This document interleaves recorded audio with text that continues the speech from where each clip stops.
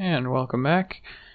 I was so obsessed with carrying on that I forgot that I usually segment my videos by quest, and since there's only 3 quests here, I should definitely stick to that format, otherwise I'm just going to have like one really long video. So, which of course I'm sure some people would enjoy, but I'm going to try and stick to the format here. So, the next quest is the Hellforge, which is also quite useful, but unlike the usual one where you get permanent character upgrades, this is almost entirely a loot-based reward system. The Hellforge, you take Mephisto's Soulstone and you smash it on the Hellforge after killing Mr. Hephaestus, I think his name is. And this destroys the gems, so you can only do it once per playthrough, obviously, like all the other quests. But it spits out a bunch of gems for you for doing the quest. I believe there's always one guaranteed perfect gem, and there's always one rune drop. What the rune is some rune in a range based off the difficulty you're currently playing on. So, since we're on normal, it's going to be a relatively low rune. But for us, we'll take any runes we can get because we are self-found, which means we don't have tons of options here. Bit of lag there, that was scary. Although we weren't in any immediate danger. So, we want to go down there and kill Mr. Hephaestus. The way down there is to find the way into the City of the Damned, I believe it's called, which is a zone connecting to the Plains of Despair here. Now, usually how it works is there's it leads into here, or from here, to the next zone, and there will be another rune. What'll happen is there will be a staircase going down. Next to that staircase is usually the waypoint for the City of the Damned itself. And we enter the River of Flame, which we need to start heading forward for 2 reasons. One, it gets us closer to the to Diablo's lair, the Chaos Sanctuary, but also somewhere along the way is usually the Hellforge itself. Sorry, I was getting distracted. Trying to remember if there's anything extremely dangerous in here. Nothing's really coming to mind. Ah, right, this is the start of the Pit Lords.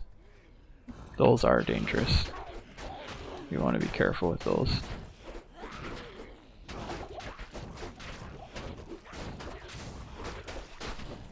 Luckily, we have a pretty respectable fire resist, so we should be able to just punch our way through it all. But, you know, better safe than sorry, as I'm sure we're all aware by now. I like to be careful. Oh, speaking of careful, I just got hit by a corpse explosion there from the corpulent guys.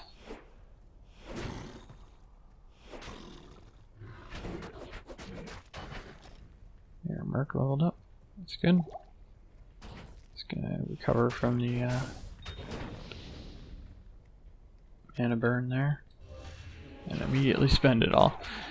Of course, I could time that better and drink the potion, then do it, which would continue to refill my bar. So we are looking for the stairs down. It is usually not on a border. It's somewhere in the center usually. It's like a cave equivalent. I'm just going to keep circling just so we get a scope for how big the zone is.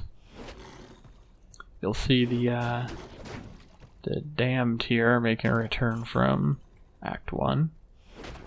They were guys you first found in the underground passage.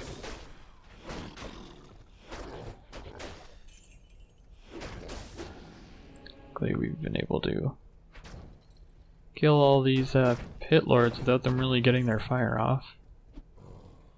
Unlike the fetish in Act 3. They don't have a bunch of swarming guys to kind of distract you. So you can kind of just make sure to focus them down. You need to be careful of all the bolts. You don't want to get burst fired. In melee, these guys aren't that big of a deal. So, sure, one Sokka is probably not too relevant for us. Gotta be careful of groups of pit lords though, just because if we're not careful we might get overwhelmed. That is noteworthy. We'll probably want to give that to our merc. And potentially even put a rune word in there. If not, definitely at least put in some gems, but I think even the base weapon is an improvement. Glad we found that. Is that superior and superior Sokka? Yeah. We do have a resist fire shrine on, so I'm definitely not really worried about the pit lords right now. Here we are. So, City of the Damned. We can head back just to heal up and all that. Our inventory is filling with gems, unfortunately. I don't know if we really have that much space. I should probably be getting rid of something in here. Could probably get rid of Wirt's leg. I doubt I need that anytime soon.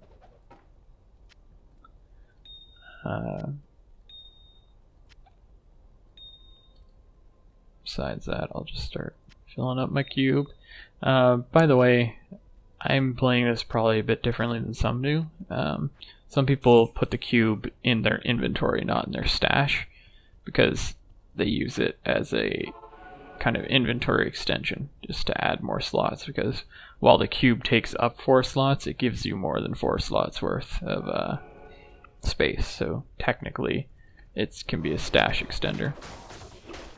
I generally just try to keep it in my stash rather than in my inventory, but that's just kind of a personal preference, which, to be honest, I don't know where it comes from, because by all arguments, it's probably better to just keep it in your inventory on hand, but oh well. I think that actually was a concept fairly early on in Diablo 3's development.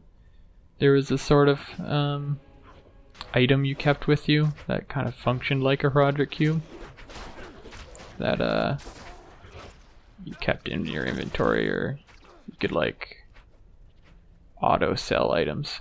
Sin's skin over there is lightning enchanted.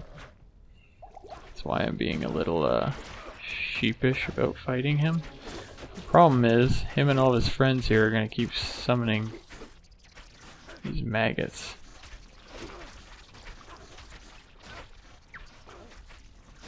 So I'm going to want to get past him, start taking out his minions. Looks like our merc had enough. He's tired of killing maggots, so he just took them out himself. Okay, I'm not going to complain. I keep stocking up on rejuve potions here. Can switch to cleansing to get rid of this poison. So, all you have to do here is go along the kind of winding path here of the River of Flame. There will eventually be 2 primary paths. One will get you to the waypoint in front of the Chaos Sanctuary, where Hadriel, something like that. He's just standing there telling you about what to do with the seals. Got a job like Flavy or Flavy from Act 1, just sitting at the door. The other path, of course, leads to the Hellforge, which has Mr. Smith, who suspiciously looks like Smith, I should say. I believe it's established that that type of demon, like the butcher type, is actually a sort of species rather than one individual guy. Like how there's a butcher in Diablo 1, but then there's also another in Diablo 3. I think it's implied it's not the same guy, but I'm not positive of that one.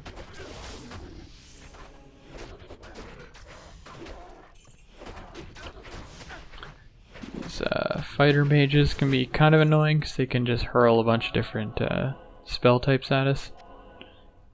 But none of our resists are particularly bad right now, and we have cleansing for the poison, so we can survive.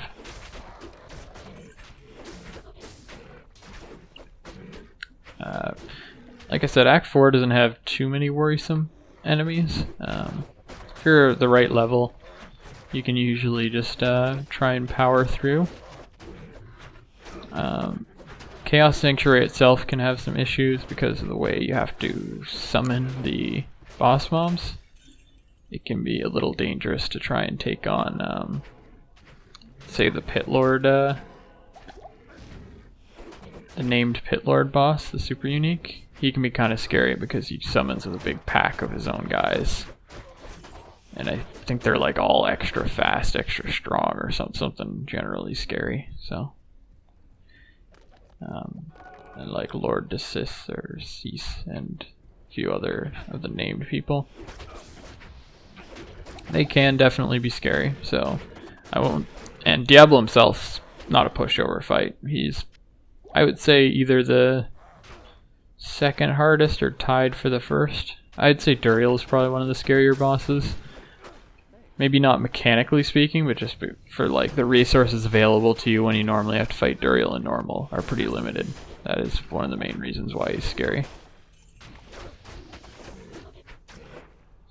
Being a little cavalier here with my potion use, just because I don't want to get surprised by any sort of burst.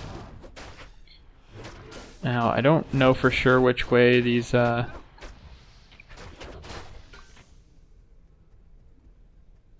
this zone's going, because like there's the extra area up here, but I don't know if that's a dead end or like now this is going one way. So there might be a bit of backtracking, but it shouldn't be too bad. Can you assume that the Hellforge might be down here? That's the vibe I'm getting. These big gates are usually a good sign of it.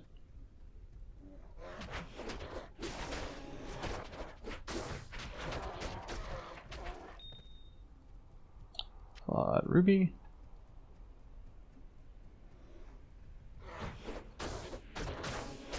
Big pedestal area up there. It's kind of odd.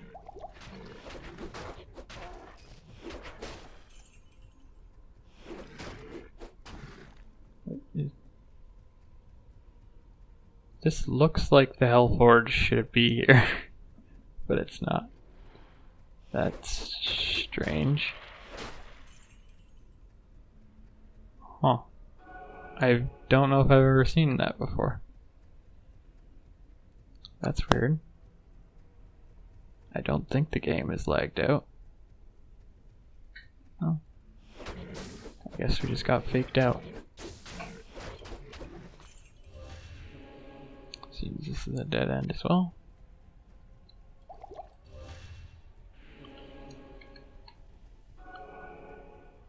So, I guess we'll go the only way that seems open, which is up here. I really feel like that area should have been the Hellforge. Like the little elevation, that looked like it. Get her resist cold in the land of lava. That's one way to resist cold, is to go take a swim, I suppose.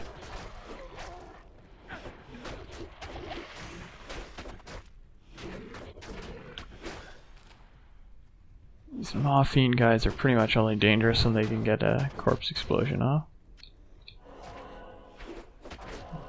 We seem to be getting poisoned quite consistently here, which comes from a number of sources here. Oh, there we go. Looks like we found it. As far as I remember, Mr. Hephaesto up here isn't that particularly interesting.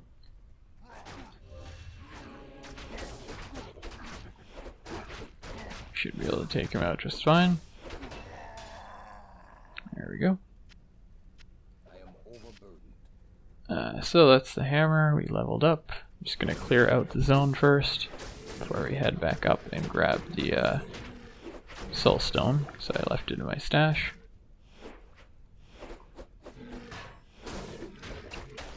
As far as levels are concerned, stat-wise, I think there's another chest piece that unlocks at 80 strength. I'm not really sure if that's worth it. I feel like we might just want to start pumping Vit. This is an easy choice here. We are definitely going Holy Shield. Yeah, I think we can just start going health for a bit. If we decide to take this character into Nightmare, it's definitely going to be worth putting more points into strength. But if we're just finishing normal, it might just be better to stay the course here. I don't think any of this is useful. That's really good lightning resist, but to me the most important thing is just the actual chance to block, pretty much. So I don't think that's worth it. That could be incorrect, but I feel okay about that choice. So we are going to get flooded in gems here shortly because we are going to take this soul stone. I'm going to go down here. I'm going to go pick up this hammer.